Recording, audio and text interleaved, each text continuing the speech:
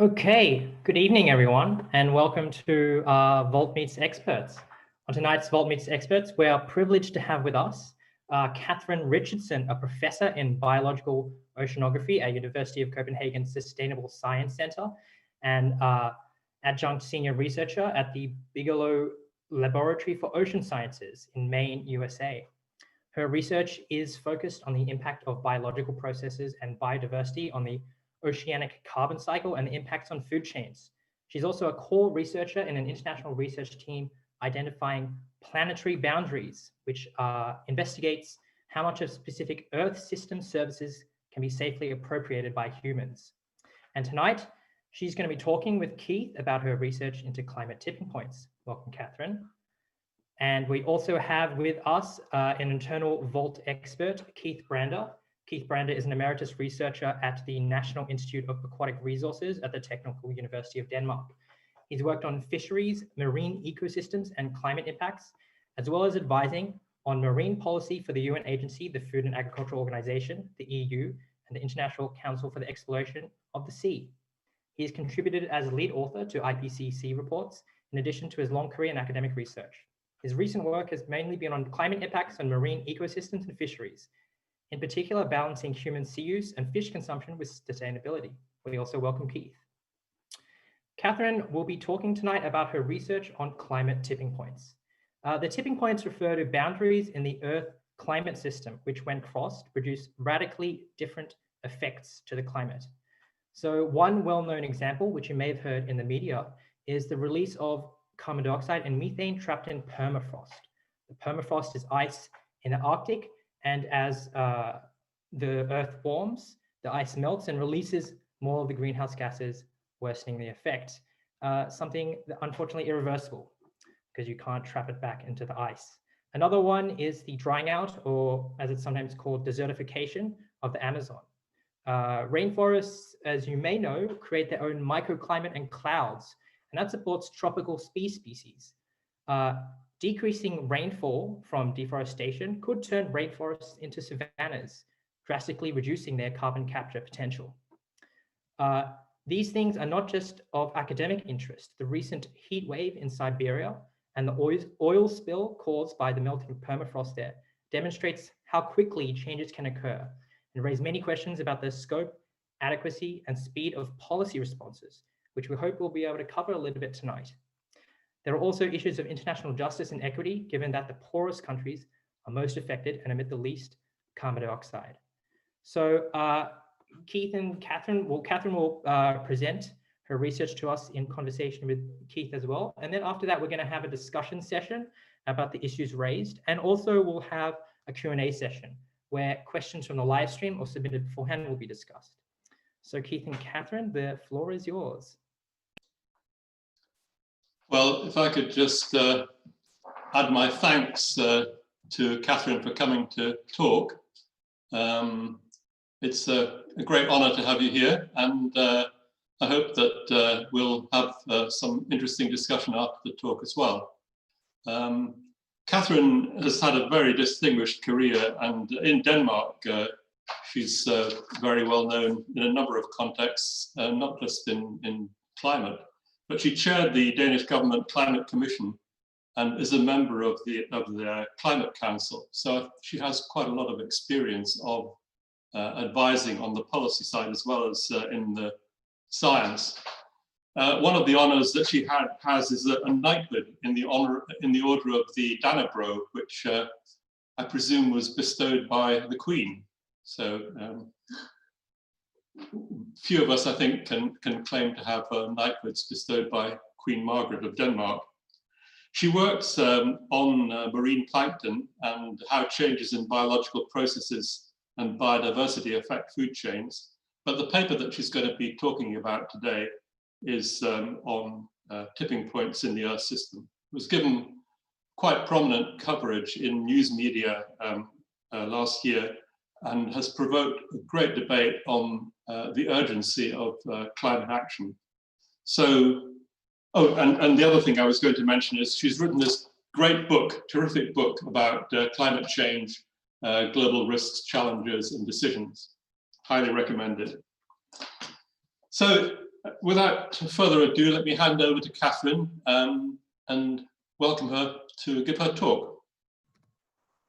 Thanks very much, Keith. It's a real honor to be here. And thank you both, Albert and Keith, for your kind words. I have to say, one of the easiest ways to get a long CV is to get old. And I've been doing that very, very readily, it seems. Now, I've been asked to talk about climate and about tipping points, and I will, but I'm not very good at listening. And so I want to talk about some other things as well. So let me see if I can share my slides here and we can get going. Okay. Yes, it doesn't seem, it hasn't gone over to the show mode. There it goes. Okay. Now, most of us, unless of course we've read Rosling's 2018 book, Factfulness, go around with a picture of the world that looks like this. There are us who live in developed countries. We have very few children and very few of them die. And then there is them that live in developing countries where they have many, many more children, but very many of them die. The problem with this picture that so many people go around with is that it's very, very old. These are data from 1965. If you look at the most recent data, these from 2017, you see a very, very different picture. There's not really an us and a them, it's mostly an us. Now, there are two things that are important about this. Well, three things really. One, the fact that we go around with a picture that isn't correct, we ought to fix it. One of the other things that's important is that it shows how important it is to have research, to have data, to be able to act on good evidence. And the final thing that is really interesting is the fact that there has been a tremendous fall in fertility rate. Many few babies are being born per woman than in 1965. So there's a great reduction in the fertility rate, the number of babies that women have. So when we talk about the growing population problem, and everybody seems to think we will solve the problem by giving out condoms, we have to remember there are two things that affect the number of people on Earth.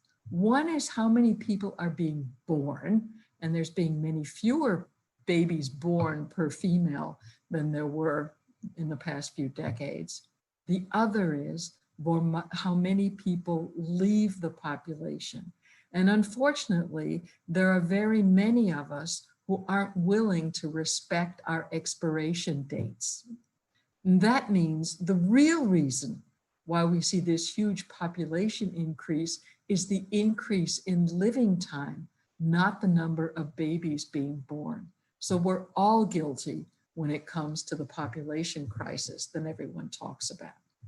Now, clearly, this is a tremendous success story.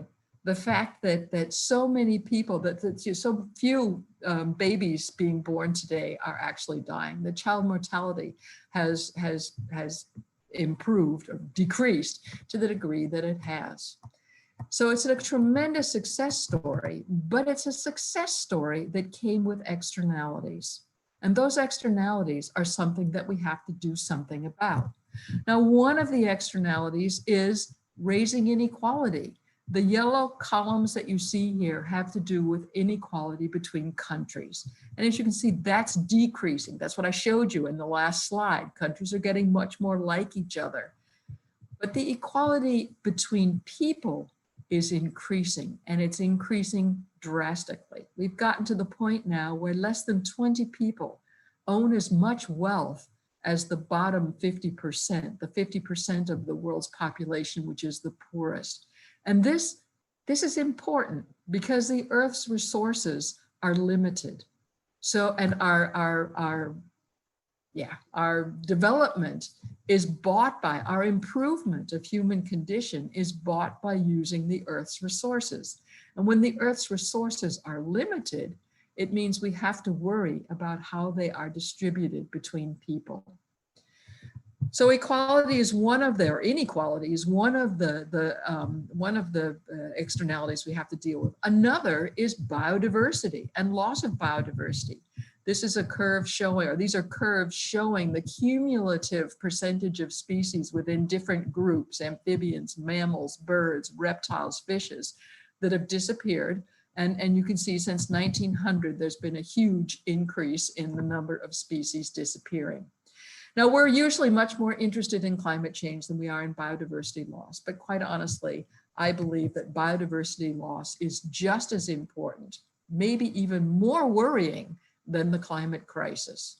Why? Because having a climate isn't anything very special. Every planet has a climate. Climate is only about how much heat energy from the sun does the planet receive, how much does it store, where's it stored, how does it travel around, what does it interact with. Every planet also has elements or molecules left over from the Big Bang. They're kind of like Lego blocks, if you will. But on most planets, those Lego blocks or those elements are pretty inert. They don't react with anything else, at least not very readily. Some people say that Neil Armstrong's footprint is still obvious on the moon. Now, I don't know, I haven't been there to see it, but I do know that if you had a footprint from 1969 on the Earth, it would have disappeared ages ago. And that's because of life. We don't know what life is. We don't know what creates it, but we know what it does. And it transforms and it transports elements. So it's the interaction between the climate system, that is to say the heat coming to this planet and staying here, and the biological activity, the activity of the entire biosphere, that is to say all living organisms, that controls the conditions on this planet. Why do we have oxygen in the atmosphere? Thank you very much, biology. Why do we have an ozone layer that protects us from the sun's ultraviolet rays when we're on land? Thank you, biology. Why do we have coal? We have coal because when green plants evolved, then there were the bacteria that break down lignin, which is what makes plants strong and stand up, hadn't evolved yet. So huge concentrations of plant material accumulated, got buried, fossilized, and became coal. So it's the interaction between biological activity and the climate that creates the conditions on Earth. If we play our cards right and get control over our greenhouse gas emissions, it will take thousands of years, but sooner or later, the climate system will go back to normal. That is to say, you won't see a human footprint or fingerprint on it. But every time you lose a species, you've lost it for good. So we cannot go back to a situation where we have a biosphere, that is to say a biodiversity, that is untouched by human hands or human activities. And it's not just a question of how many species go extinct that should worry us. We usually get interested in species when we're down to the last 150, 10, 20, and oh, they're gone now. But in fact, when they were down to 100 reproducing individuals, they no longer did what they evolved to do in terms of moving elements around in the Earth system. So we should also worry about how we change communities and the organisms that are there. And if you could take all of the animals with a backbone on land, that is to say us and everything else with a backbone, and put it on a scale, you would find that about 65% of the weight would come from our domesticated animals, about 32% from us, and less than 3% from the wild nature that was there in the beginning.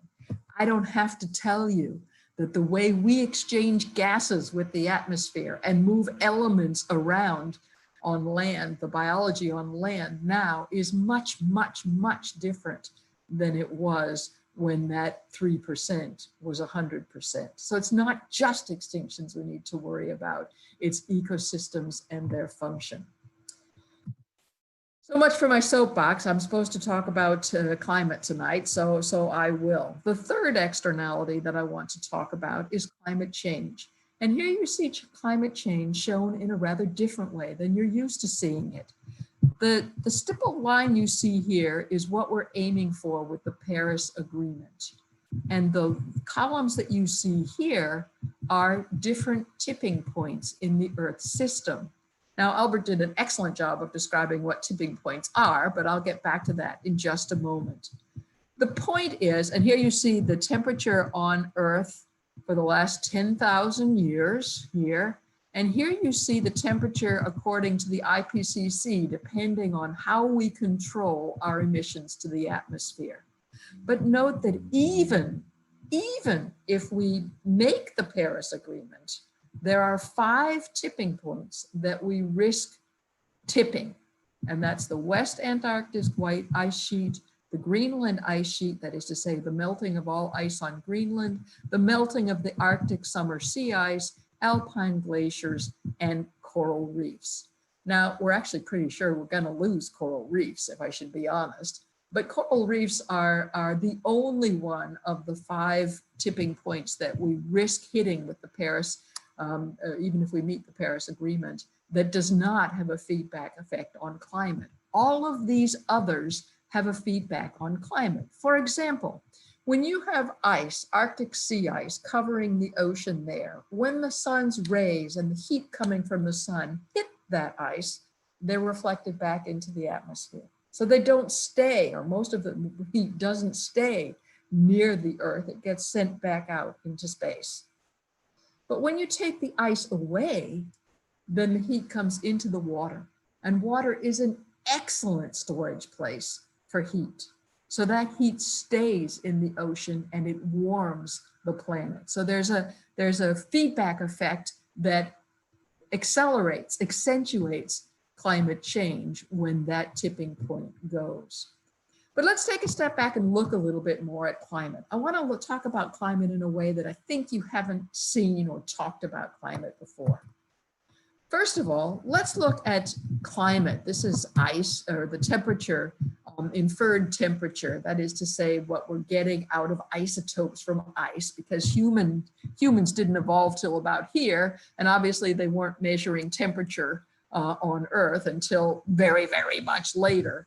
So the temperature on Earth went down and up and down and up and down and up and down and up, and these are ice ages that come and go. As I say, humanity, or humans in our present form, arrived about here. And during this entire time here, we were hunter-gatherers. There's no reason, no biological reason that we know of, that we couldn't have had modern civilizations at this point, but it didn't happen. Everything we consider, everything we relate to modern humanity, that is to say Bronze Age and written language and agriculture and all those sorts of things, they all occurred in this short period here, the last 12,000 years, where I can't make my little pointer do its thing, but these last 12,000 years where the temperature has been relatively warm and stable. And you can say, okay, well, humanity evolved in this time because we figured out agriculture and we could control our own food. Sorry, it's not that easy, because in Australia, the Aborigines never learned to do agriculture, and their numbers increased exponentially in this time as well. So we know for certain that humanity can thrive under these conditions. We don't know that we can thrive under any other conditions. So common sense says, and the precautionary principle says, hey, it's probably not a good idea to change these conditions if we can get away with not doing it. Where are we now? Well, I know you've seen pictures like this. This tells you about the temperature for the last 100 and something years, 140 years, I guess, from 1880 until now. And it's not actually temperature on this axis, it's what we call a temperature anomaly, where we set the average temperature from 1950 to 1980, we call 0. And before about 1950, it was colder. And since then, it's been going steadily up. I know you've seen pictures like that. But here's a picture I bet you haven't seen. This is a picture of the temperature on Earth over the last 2,000 years. And you can see it was gradually getting colder. So some people, Keith and I, are old enough to say, and Patsy, are old enough to remember that when we were children, the scientists said, another ice age is coming. And so people our age go around and say, oh, those scientists, when I was a child, they said there was an ice age coming. And now they're saying, oh, you can't believe what they're saying. But the data actually showed that the Earth was getting colder until you get this impact, this human influence coming in. So we've changed the direction. It was getting colder, now it's getting warmer, and we have changed the slope. How much? Well, the rate of change, the average temperature is increasing at a rate of about 170 times the background over the last 7,000 years, and in the opposite direction. So the slope is 170 times greater that we're getting warmer than it was getting colder. And that makes a difference for the organisms, the biosphere, the biodiversity that wants to adapt to changes. When they're adapting to changes that are happening very slowly, it's much easier for biology.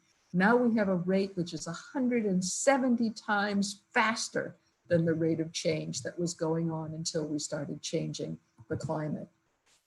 Now, the IPCC, the UN climate panel, actually, it doesn't predict what future temperature is going to be. It makes projections that say, if we control our emissions to this degree, then it'll get this much warmer, and if we control them to that. So if we have, basically what they say is, if it's business as usual, we're gonna go up here to like 4 degrees or so.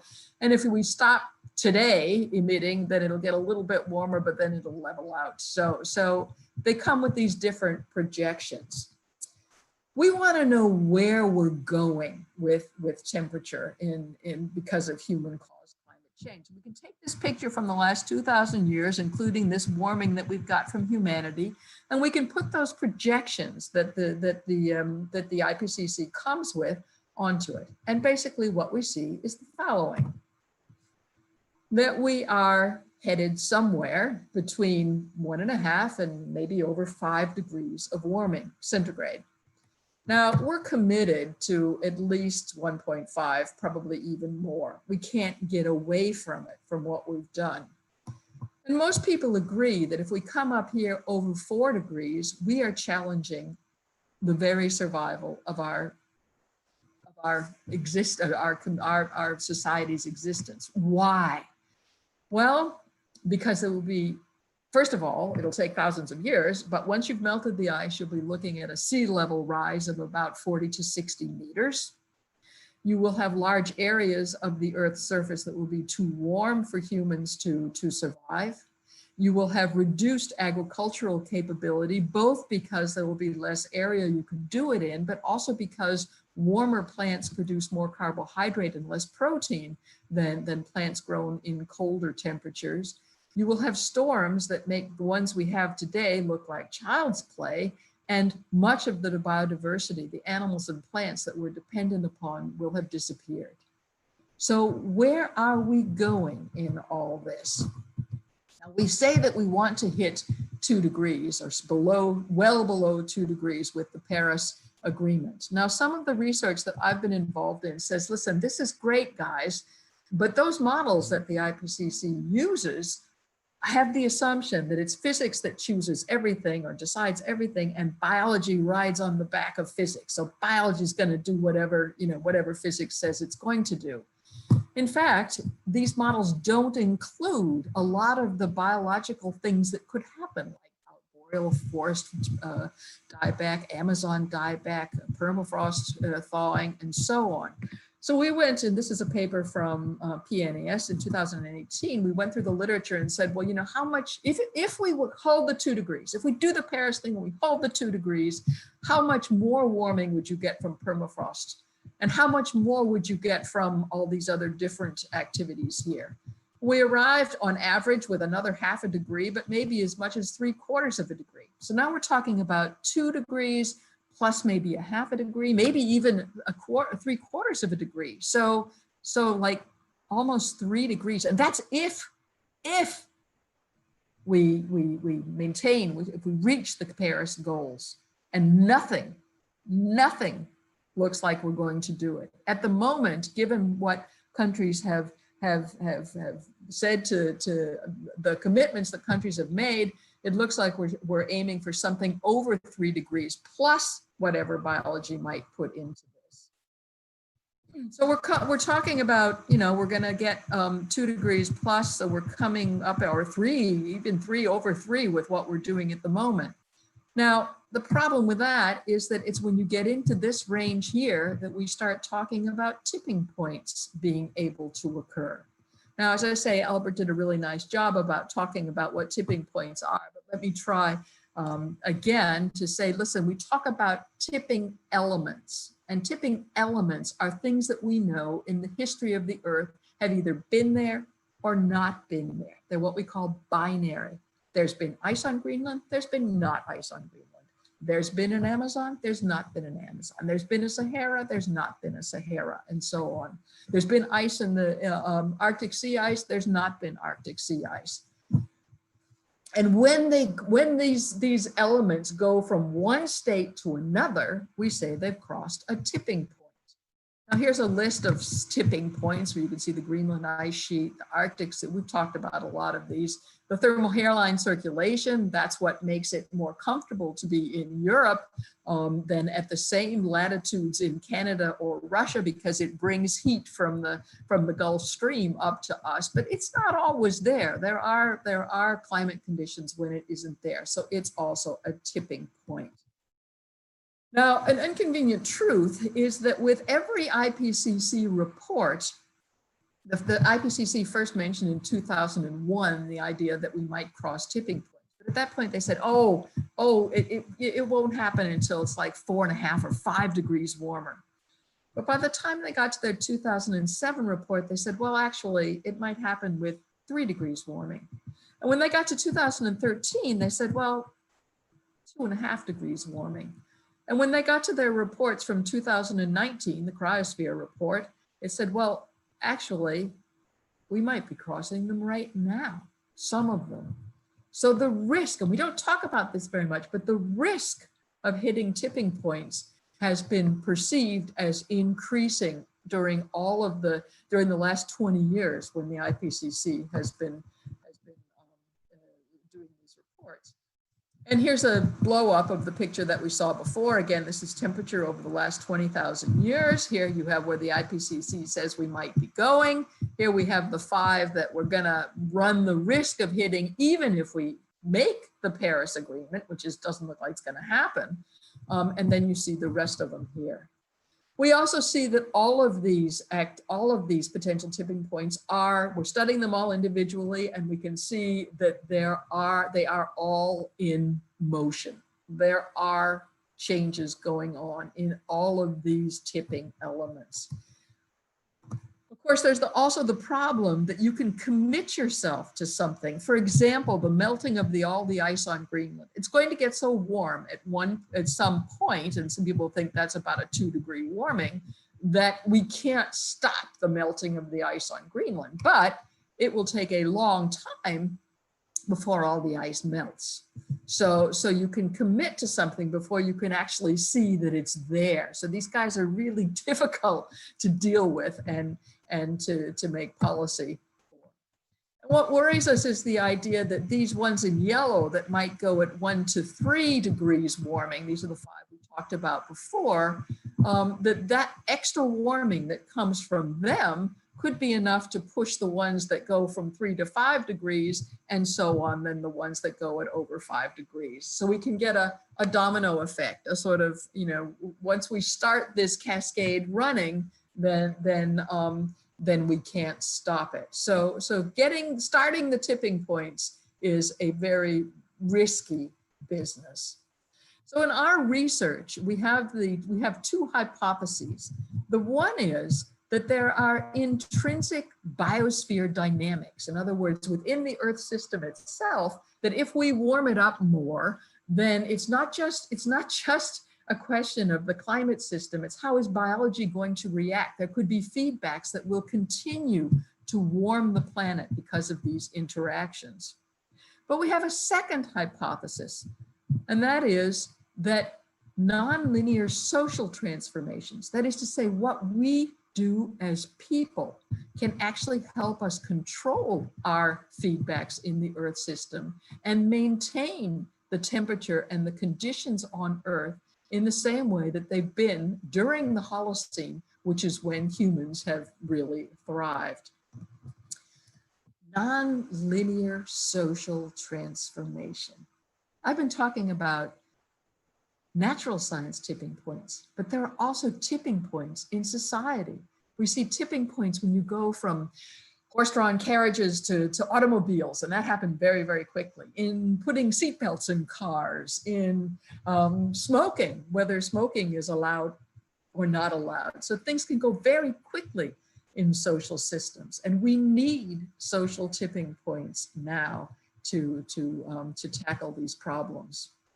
So managing human-caused climate change, I think we have to be aware that it's not just politicians that go to Paris that can decide what the Earth's temperature will be in the future. And 2 degrees isn't necessarily safe. The risk of crossing tipping points increases with all incremental warming, and keeping the global temperature increase at about 1.5 degrees will require a 55% reduction in global emissions from 2020 to 2030. Now, everyone's very excited in Denmark because we have the goal of reducing our emissions by 70% by 2030, but it's 70% vis-a-vis 1990. If you look at it from 2020 to 2030, the 70% reduction we're talking about is only a 55% reduction. That is to say, what the average in the world has to be. So everyone thinks it's so ambitious.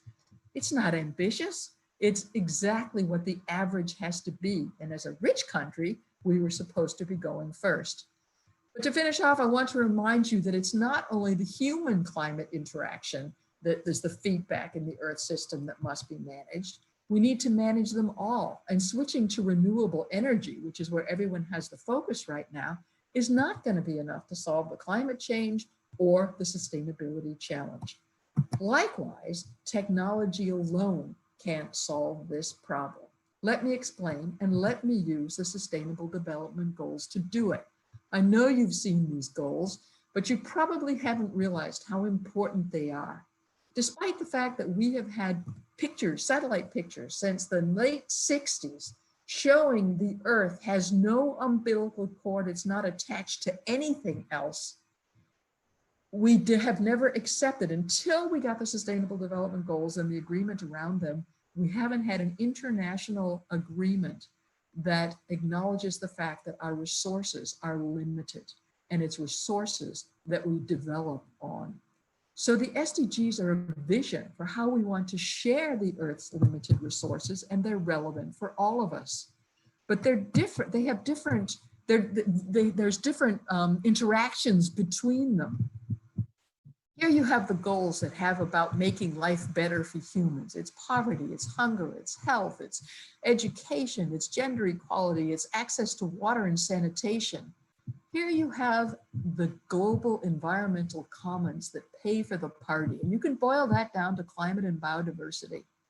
Lots of these goals are getting better. People are getting better. We saw that in the first life quality is getting better. We saw that on the first slide. But the trends of all of these are negative.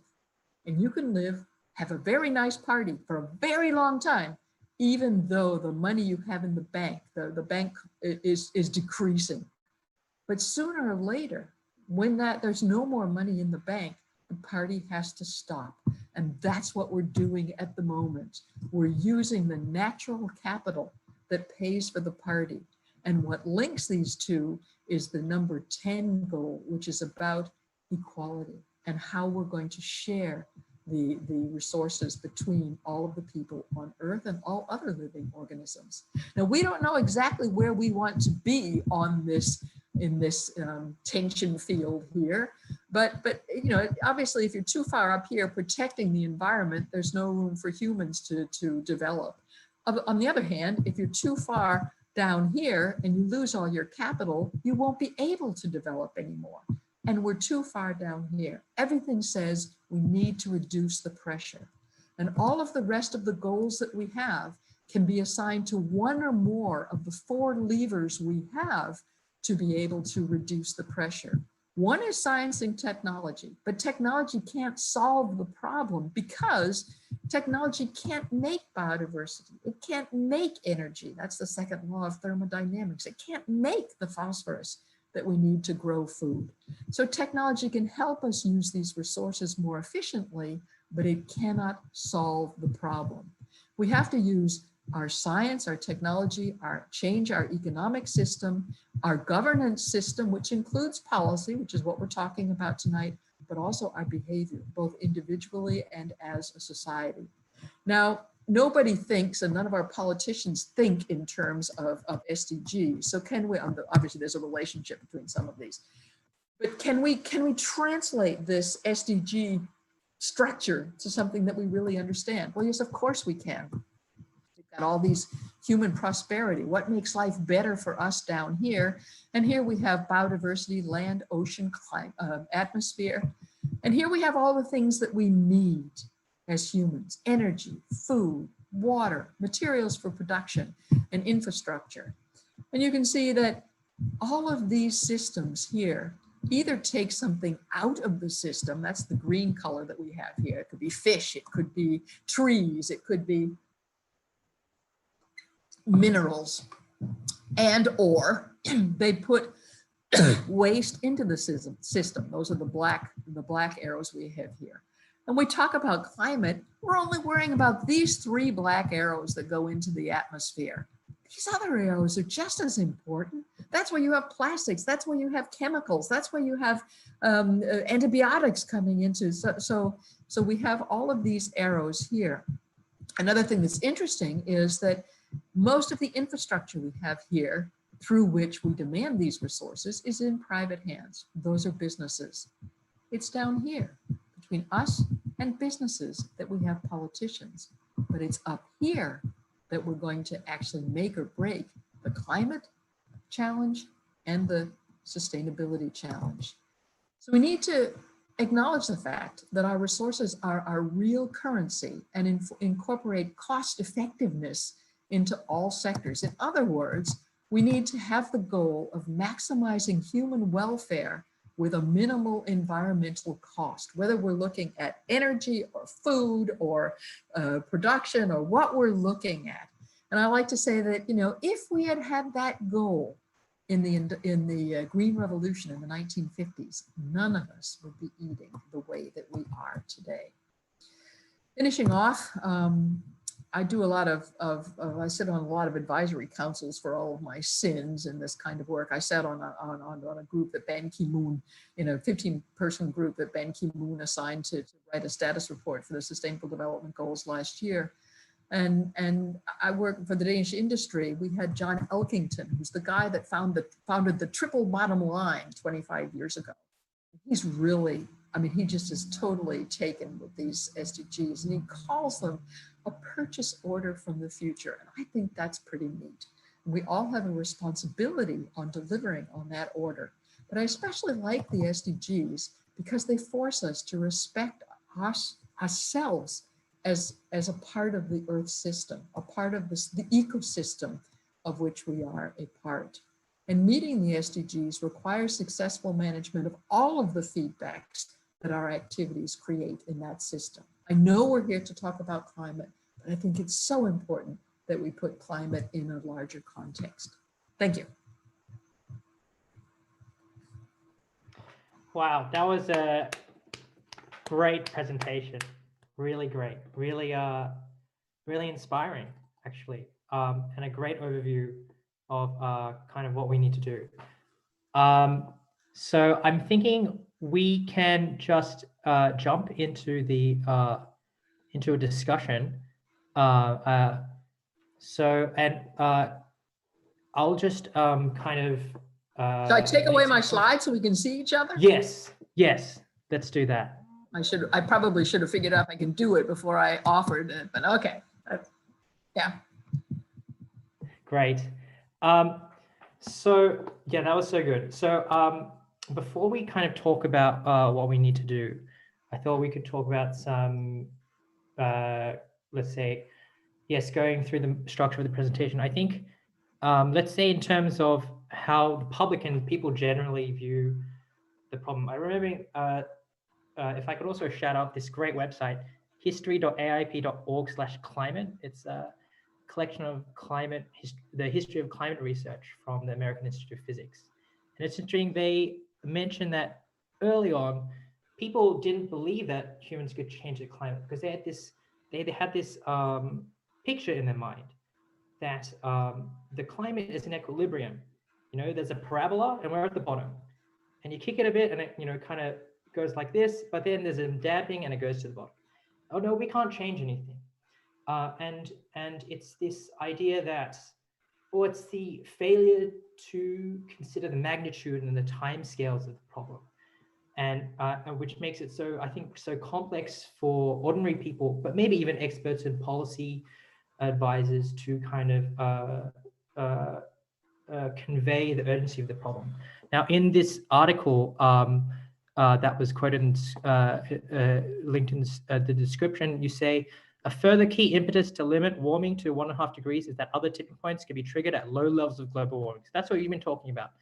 The latest IPCC models projected a cluster of abrupt shifts between 1.5 and 2 degrees, several of which involve sea ice. This ice is already shrinking rapidly in the Arctic, indicating that at 2 degrees of warming, the region has a 10 to 35% chance of becoming largely ice-free in summer. And I think this is such a great example of the complexity and sensitivity of the climate system. And I was wondering if both Keith and Kathrine, you could envisage for us these two different worlds. We have the Paris Climate Agreement world, or a bit worse, the 2 degree world and the 1.5 degree world that we kind of want. I want you to kind of give me a vision of what those two worlds are like. I've been doing a lot of talking, Keith, so I think you could take a turn. Well, thanks for a great talk. It was amazing, and I mean, there were several points when I thought, yeah, of course, that's exactly what I've been trying to think my way through, and there it is. I mean, I think that we can divide the climate, the persuasion part of climate discourse into thinking about a donkey, the carrot and the stick. You can make things move by using a carrot or a stick, and the tipping point story really is the big stick. It's saying, look, if we don't take this seriously and act quickly, then bad things are going to happen. But I think that a lot of research by salespeople and social scientists has pointed out that you don't actually stimulate people into helpful action by threatening them with a big stick. The carrot is in many ways more effective. And that really is, how do we bring about social transformations, which you talked about? What options are there? And I think that, let me put this now into the context of where we're talking. This is a meeting of a political party, a political group, who are very concerned about the issues that we're talking about. And I see our role within this group as being the construction of narratives and persuading people that there are different ways to behave and different, better possible futures that they can achieve by changing their behavior. And so the issue that I've been dealing with, and I can give you some idea of where I've got to on it, but I'd be interested to hear your view as well, is what do you think are the storylines that will actually persuade people to change their behaviors in ways that will help us to tackle the climate problem? And how do we present those in a way that is attractive and that they see as being a win-win?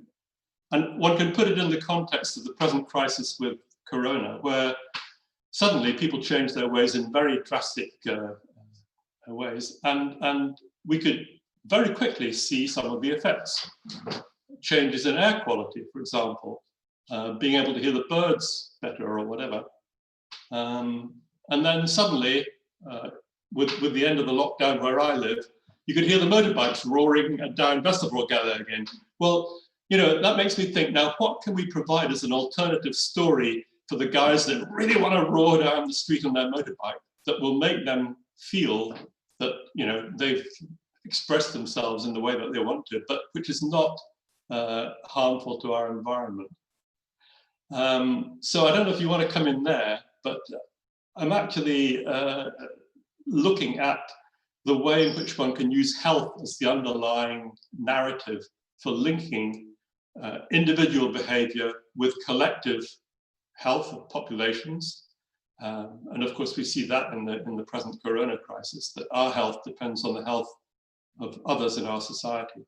And then linking that in turn to the Sustainable Development Goals and the way in which we affect the balance of our planet. Well, that was only about 5 topics. I think that was good. Let me go back to Albert's question about a 1.5 hour or 2 degree world. And, you know, to be honest, nobody can give you that answer. But we have to assume that if we could keep the human caused warming to maximum 2 degrees, we have to believe that we aren't going to run into these tipping points. I mean, that's a storyline we have to keep. And, you know, the risk is certainly less than if we get much more. Right now, we're at about 1.1. 1.5 is going to be similar than we have today, but with stronger storms and more climate refugees. And, you know, it gets worse for every increment that we're talking about. And 2 degrees, we may lose coral reefs. We'll most likely lose coral reefs. But I think society as we know it would be able to adapt to a 2 degree world. So if we could do it, it would be fine. But at the moment, nothing is even vaguely suggesting that we're going to make a 3 degree world. So that's where the real problem is. Keith, you ask about storylines. Well, 2 things about storylines. One is, I think we also have to look at the what's stopping, you know, why is it that, you know, it isn't just that people aren't getting the story. Even the people that are getting the story aren't able to change it. I think many politicians get the story. It's not that. What is it that's stopping us? Well, if you look at the 100 richest entities on this planet, that is to say countries and companies combined, so the 100 richest entities, you will find that 25% are companies that are dependent on fossil fuels.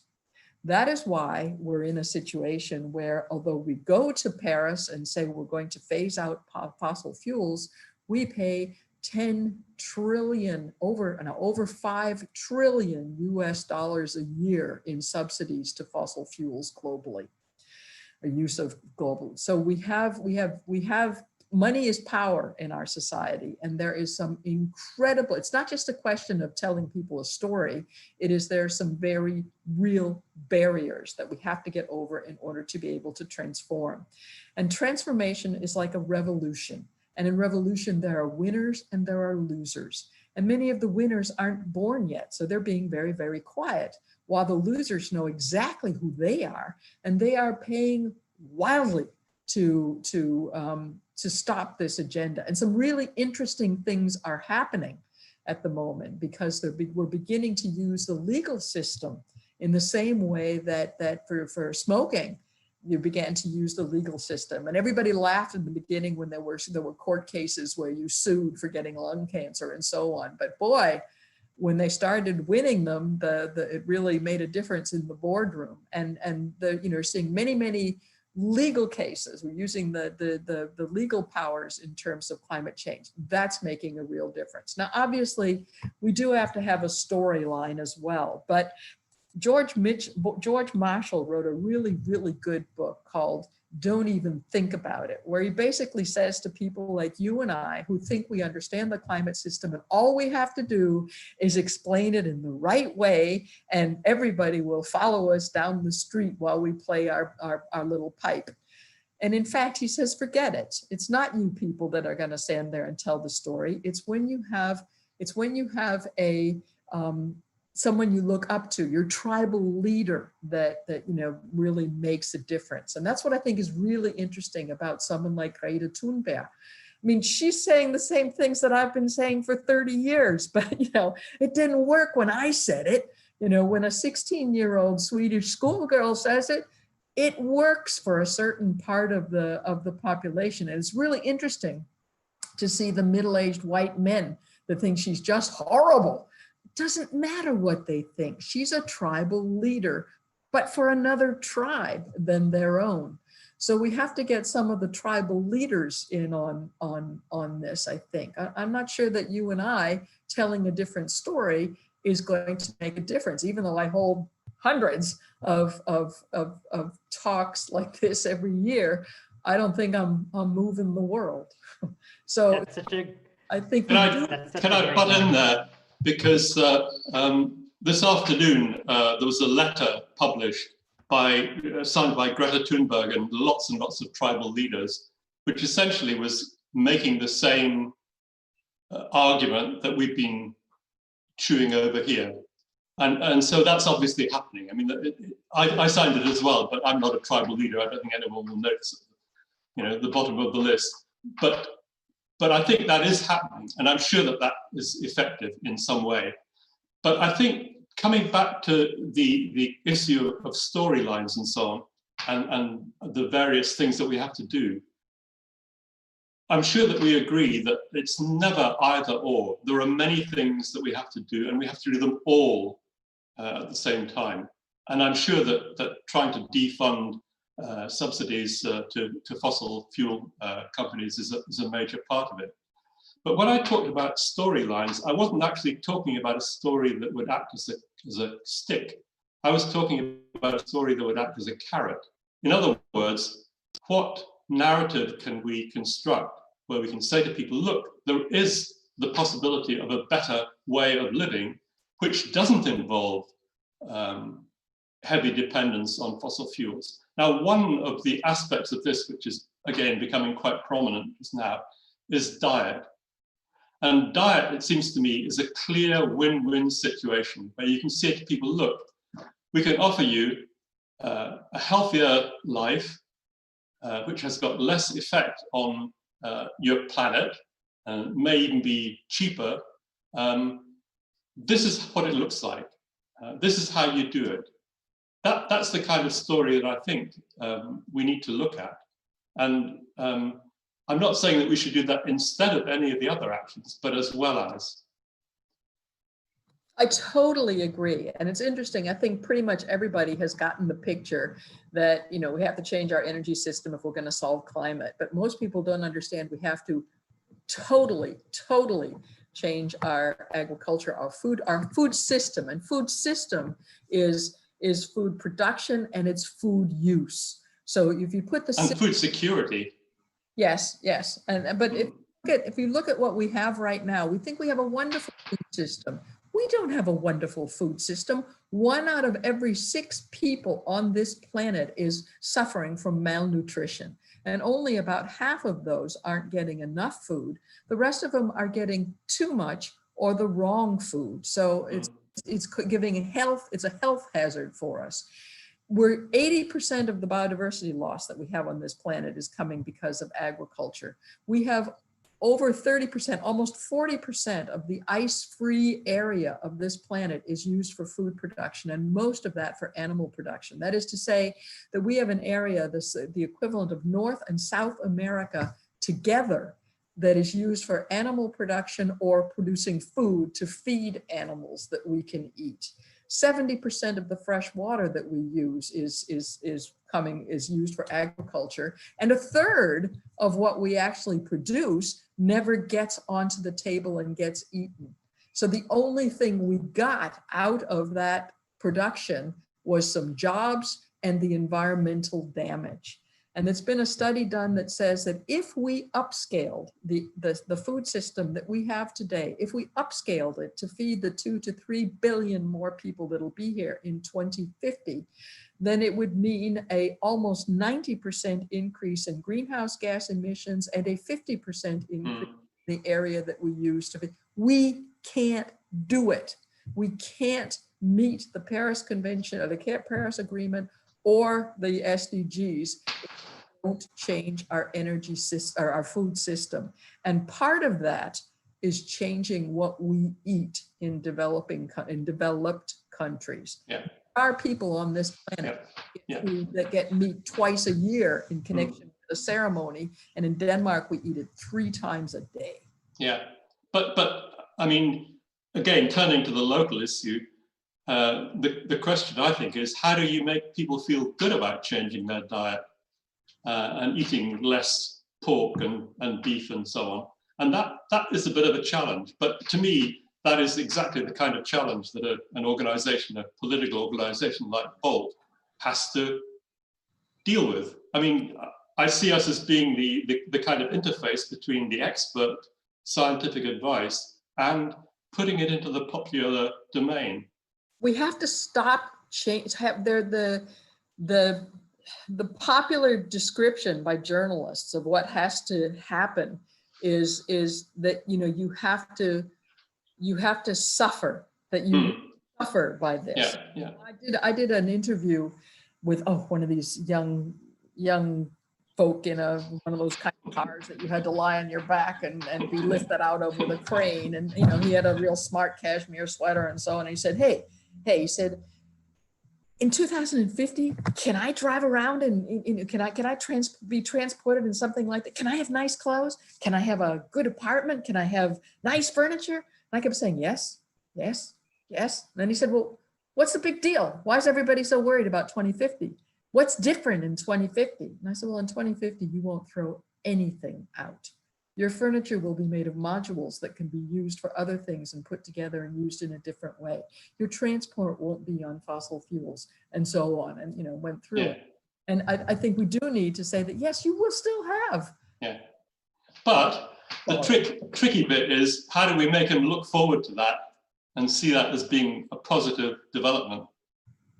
Because I think that in relation to food, I mean, locally again, you can say, well, there are real health benefits to be had by changing your diet. And I think that those are the kinds of things that we really need to push. This isn't a matter of hair, shirts or round. It's a matter of actually improving your quality of life. Who's going to complain if the air gets cleaner, if there's less pollution?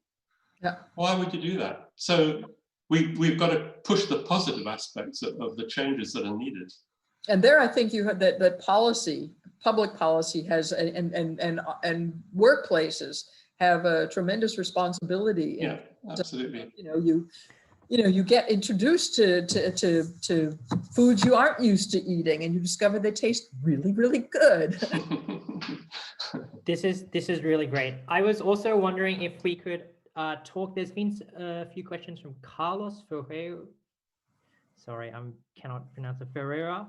And also Nicholas Wales from Copenhagen, Denmark, about the context of the climate crisis in the COVID-19 pandemic. We see that the pandemic has really shown that to these kind of global problems, we need global cooperation, and we cannot simply act as individuals, that we need to,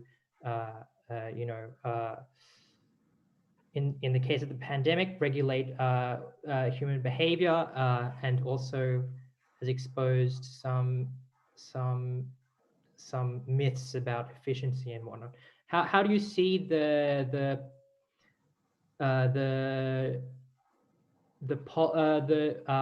storyline changing in the COVID-19, the context of the COVID-19 pandemic?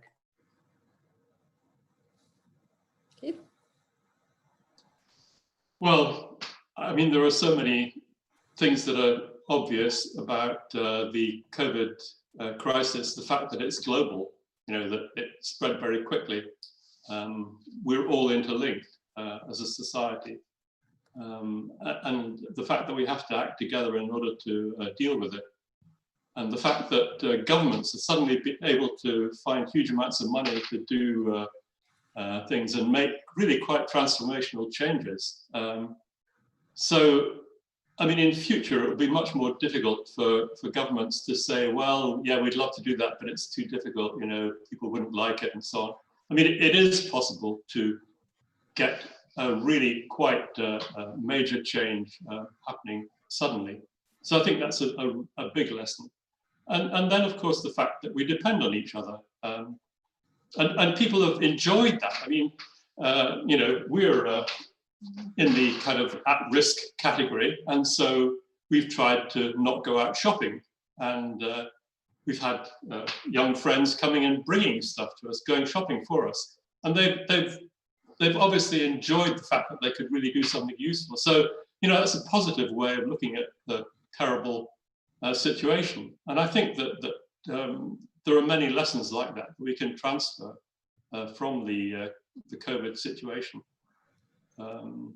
There's a phrase produced by a sociologist called Beck, emancipatory catastrophism.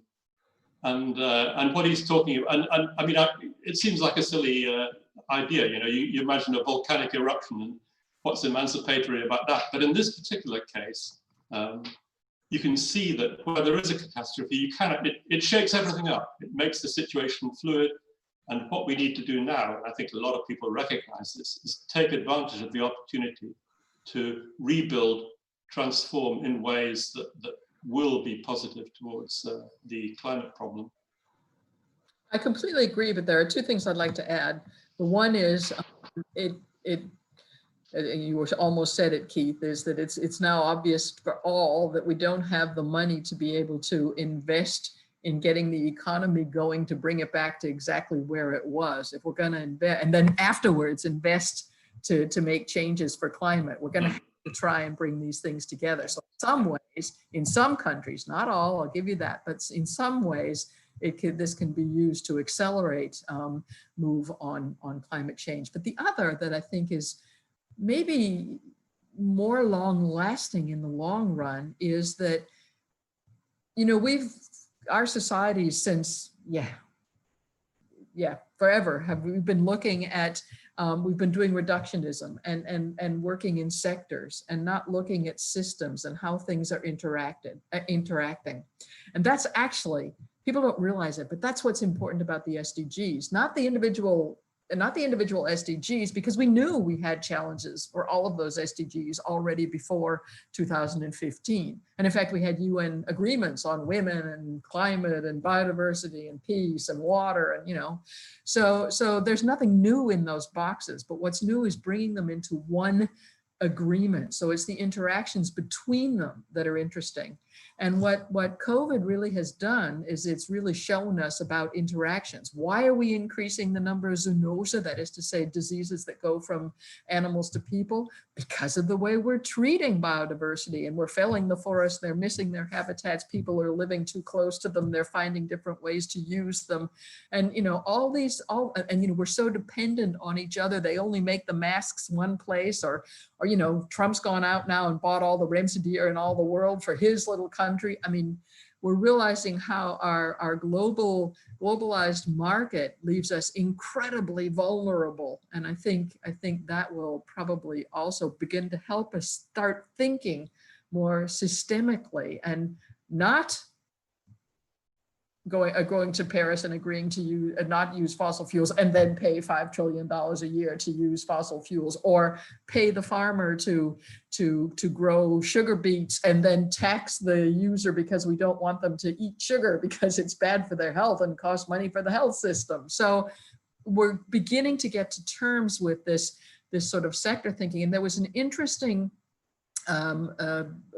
editorial in Nature this week that basically says, look, we need to revisit the SDGs and stop thinking of them as individual goals, because we're not going to make those 169 targets now that we're in the middle of an economic crisis. we need to start thinking about it as systems and to transforming these systems. So I thought that was pretty interesting. Well, thank you for saying that, because within Volt policy circles, I've been screaming about the need to include the SDGs and to show the interconnections between all the different parts of the policies that we're developing. So I absolutely agree. I'm a little bit surprised that Nature would have an editorial on that, because I mean, I've been following some of the literature on SDGs, and there's a huge body of literature looking at the way that they interact with each other. And of course, the way that they interact depends on the state of development of the country, the income brackets and so on. So, you know, people are looking at the way in which the dynamics of the SDGs is moving. And yeah, I mean, certainly we should update them, but I think that we have to internalize them in all the policies that we look at, that we have to keep stressing the connectedness. And I'm delighted that your talk didn't just stick to the tipping points, but brought in biodiversity and the way in which that affects the dynamics. Because again, it doesn't make sense to deal with them as though they were separate issues. They're not. Well, you know, you say that people agree about interactions, but policymakers don't. But policymakers don't. Sorry, Albert, I cut you off. No, there's so many interesting things. I just wanted to, on the notion of systems and perhaps also policymakers and the storylines, there's a question from Alvin Van Beem about how we are going to tackle this if the economists say we need to grow 2% every year, we need to avoid recessions and economic crises. And a similar question from Philip Kreis about the invisible hand of the market hasn't brought the needed improvements to the climate crisis. How can we deal with that? What do the regulations need, incentives? So it's kind of the economic system, the need for growth, and then also this notion of the invisible hand and how to direct it to, let's say, more human goals. Yeah. Well, I think that on the invisible hand, I'm a great fan of Adam Smith, the greatest Scotsman, with the possible exception of David Hume. And what we clearly have in climate change is a failure of the market. I mean, the reason that we have the climate crisis is because the market didn't deal with externalities. So there were lots of things that you could do for free. Basically, dumping CO2 into the atmosphere was a free ride. And so, yes, I mean, it is possible to adjust the market so that it takes into account those externalities. But I think that we can do a great deal with carbon taxes, with ecosystem valuation, and actually trying to include value into the whole chain of things that we do in terms of manufacturing and food production and so on. So in principle, I think the market could be made to work, but it does involve a lot of social market tinkering. The other point was about how do we manage growth? Well, I think there is a big philosophical issue about whether you actually want to manage growth in the traditional sense, or whether, I mean, one can redefine growth in terms of well-being in a way that I think would help us to tackle the climate crisis. But what we're also seeing from a lot of economists is an argument that there are actually benefits from tackling climate problems. And we see this in the development of green energy, for example. I mean, the alternative energy sources are out competing a lot of traditional ones now. And so it's actually better to use methods that are green rather than fossil fuels in many cases. I think economists have a huge role to play in helping us to tackle the climate crisis. I would also, if I could just add quickly, I mean, some people say we need to get rid of our economic system and start all over again. That's not going to happen. We have to adapt what we have. But a market isn't free. A market is always controlled by the political system sets the framework within which the market works. And even the SDGs, even though they're so focused on economic growth, which is what this article in Nature really is all about, we need to decouple them from economic growth. Even they have a goal under number 17, one of the under goals there, sub goals, to have a different metric for looking at growth or economic well-being. And in terms of growth, I'm a great fan of Kate Raworth and her donut economics. And she says she's an agnostic on growth, and uses the example of clean energy, that, you know, what happens, the way that you and I buy fossil fuels all the time contributes continually to GDP. So you always have that signature in GDP. When you build a windmill, you have a signature in GDP when you're building the windmill, but because the fuel is free, you lose that signature later, but you haven't lost any of your wealth or your well-being, you just haven't got it in GDP anymore. So I think we have to, and you know, what happened in Japan when they had a tsunami? Their GDP went way up, because GDP is just about how much money do we have moving around in the system. So we need some better metrics, and we need a new definition of growth as well. That's really interesting. And we've been wanting to have Kate do a session, but she's extremely busy. But we're so glad to have you on to bring us these ideas. I want to change tack a bit. There's been a question from Tom Heiner, and he says, as a young person, as a part of Fridays for Future, I am part of the movement that got attention, but in the end, it felt like we were listened and got ignored. What should we do to make change that matters? So before I want to say, it's great that Tom has been a part of that, and he should continue doing that. I just want to give my personal opinion, which is that change often is very slow and requires continual, consistent pressure.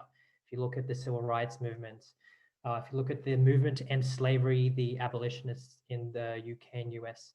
But anyway, so that is about Tom, Fridays for Future, and how he can make a big impact. I would say, Tom, as Albert, I would say keep what you're doing. We have in Denmark, we have now some of the old industrialist people saying, oh, be very careful, don't move too quickly here, because, you know, we look what happened in France, and ooh, you know, social changes, ooh, people don't want things to change very quickly. And I say to them, listen, I work at a university, I'm in touch with young people, and there are some young people who are expecting change now, and if they don't see it, I won't guarantee they'll continue to use democratic methods to get it. So social change or social disruption can happen both because you move too fast, but can also happen because you move too slowly. So make sure you're still there and vote and make your voice heard. The other thing I would say to you, Albert, actually as well, is that yes, change feels very slow when you're standing in the middle of it, and also when you're very young. And when you have a few more years, you realize that, you know, in some ways things have happened. I mean, I used to think, I'm born in 1954, and I moved to Britain in 1972. And I was convinced that World War II was ancient history over long before I was born. It was only 9 years. And when I got into my 20s, I realized 9 years isn't a very long time. And I've been in this business long enough to, I mean, I've been talking climate change for 20 years and nobody listened. And now everybody's talking climate change, and I'm having to say, hey, listen, this is a bigger story than just climate change. But the things are changing. And sometimes you don't feel how quickly they're changing, but they change only if you keep pushing. And yes, I agree. We have our backs to the wall and a knife to our throats. But I work best under pressure, and I'm assuming everybody else does. So keep up the pressure.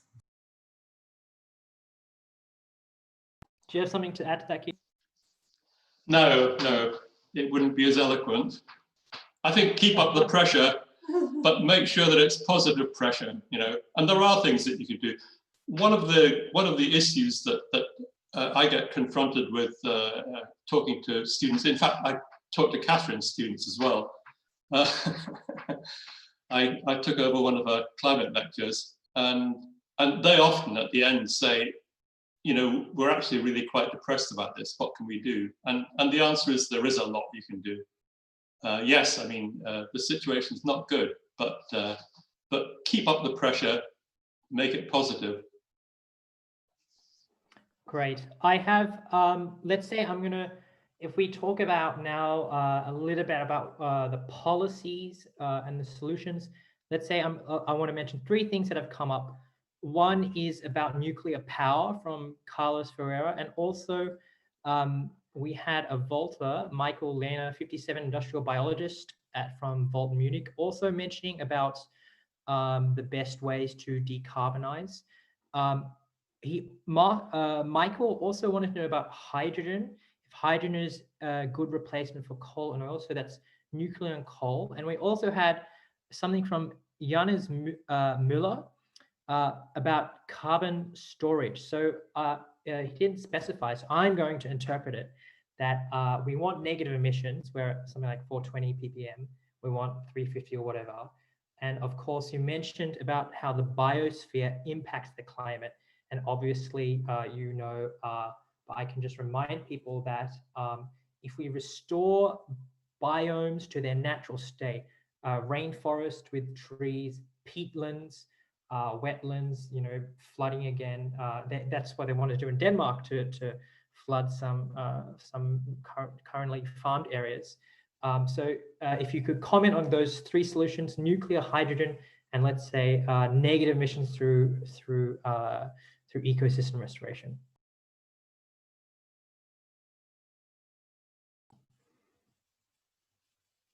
Do you want to start, Keith, since we have a precedent, or Kathrine, you can? I'm happy to throw. My headphone just got disconnected, so I'm not sure that I can hear you. Okay, that should be all right. Yeah, well, I can comment just very briefly on the nuclear issue. This is a really tricky issue to deal with, because just disconnected my head. Can you hear? Yeah. I'm sorry, I've lost my headphone. We hear you, but nobody's saying anything on this end. Yeah, no, it's just that, yeah, that should be it. Okay, is that it back there? Okay, we see the objective as to try and achieve the 1.5 limit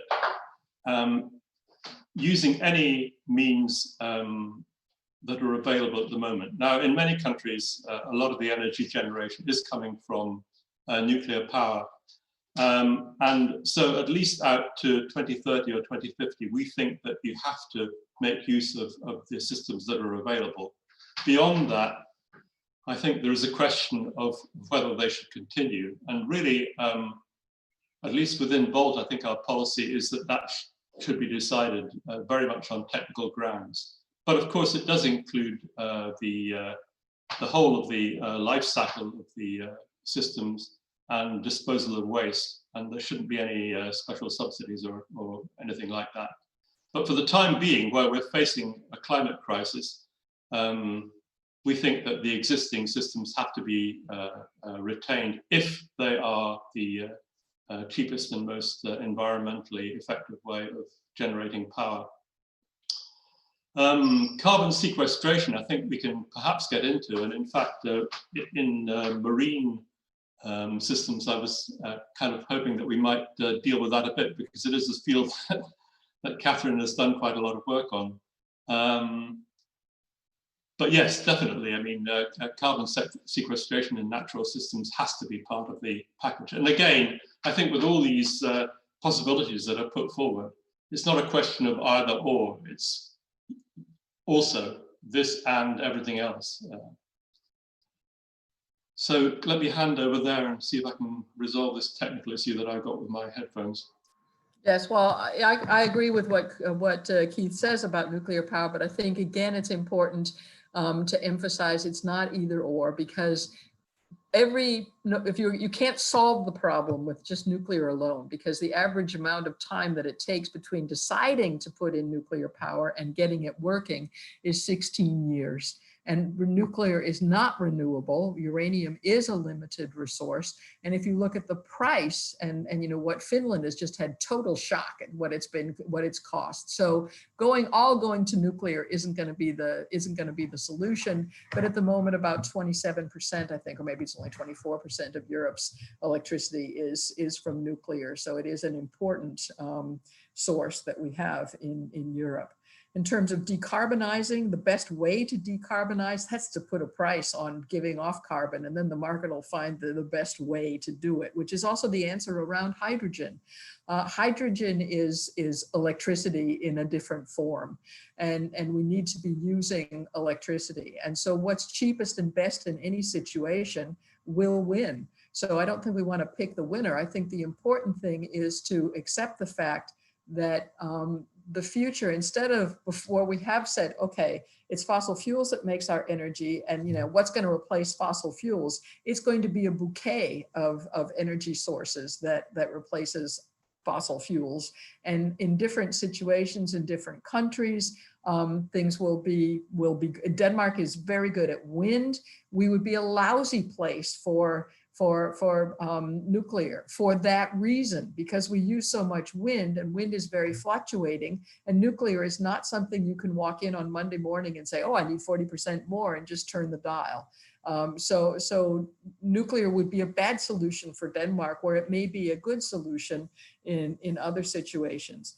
With respect to carbon storage, yes, but this business about just putting it into biology and not concerning what you use the biology for afterwards. For example, putting it in a tree and then cutting down the tree and burning it to make energy and keep a house warm is, well, in Denmark we have a saying, it says peeing in your pants to stay warm. We humans have changed the biosphere. We have changed the plant life here on this planet in such a way that A, there are fewer plants, but B,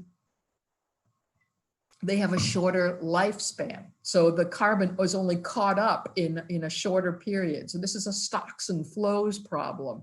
The best thing is to get it into trees, then make the trees into buildings or furniture so that it stays locked up for a long time. So we have to look at entire life cycles when we do it.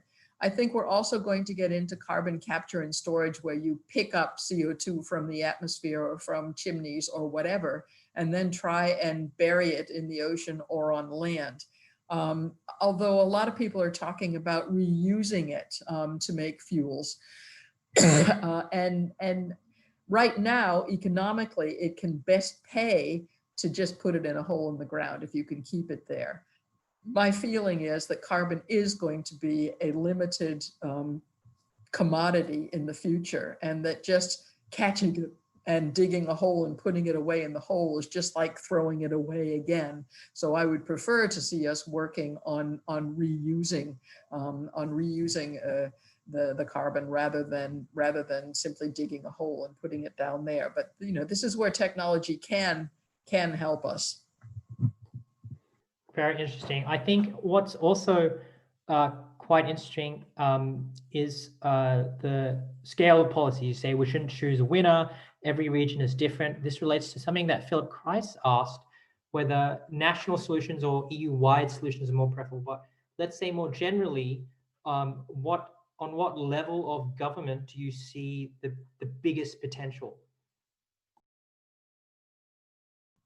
Depends on what you're looking at. When you're looking at energy transportation systems, for example, if you're gonna pay to make large windmill parks at sea, it would be wise if a lot of countries could use it and you could transport it, or you could bring solar from Southern Europe up to Northern Europe.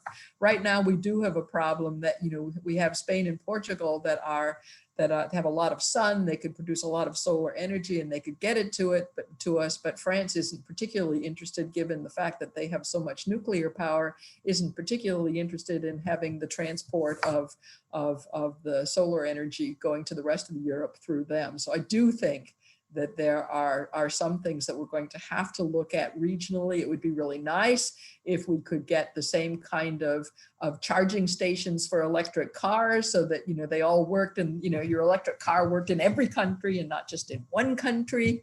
You know, a little bit like, you know, when you go with your hairdryer to a hotel in another country and it doesn't fit into the plug. So there are things that I think we do need to be looking at a regional level, but of course every country has to make the call about when they're getting out of fossil fuels and make the assessment of what is the cheapest and best form of renewables for them. Yeah, I mean, I think the answer to what level of governance is the most appropriate is all of them. But one of the really interesting things at the moment is that it's much easier to create horizontal links between levels across internationally. So, for example, the cities initiative, where cities all around the world are looking at best practice, sharing best practice among different cities. And the same can be happening at any kind of regional or even local level, that the means of communication now between different countries are so much stronger that things don't have to operate within countries in a hierarchical way. They can actually transcend that. And that gives the opportunity, I think, for learning about methods of changing people's lifestyles in ways that will contribute to solving the problem. And that, again, is something that I feel within Volt, we're actually very well placed to do. I mean, this meeting that we're holding just now is an example. I don't know how many countries people are participating from, but it's very easy to share this kind of event. Yeah, that's an interesting point.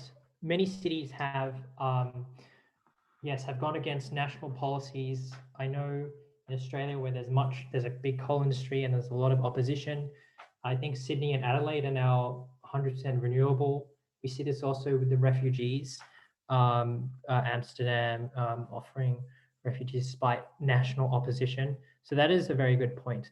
I wanted to remark that about sharing electricity. There was a recent headline, a €2 billion, 475-mile Viking Link cable will share renewable energy between UK and Denmark. So obviously some good things happening there. We are fast approaching 9. There was a very interesting question, maybe you could quickly comment from, again, Michael Lehnerer from Volt Munich, about the footings of sea-based wind power engines. Can they be used as suitable breeding sites for marine organisms? This I find quite interesting, linking now this renewable energy to the marine ecosystem and really being a part of that. I think if maybe you could comment quickly and then maybe some concluding remarks. Comment quickly on that. I think we're going to use the ocean because, you know, it's the last frontier. It covers 2/3 of the Earth's planet, but we have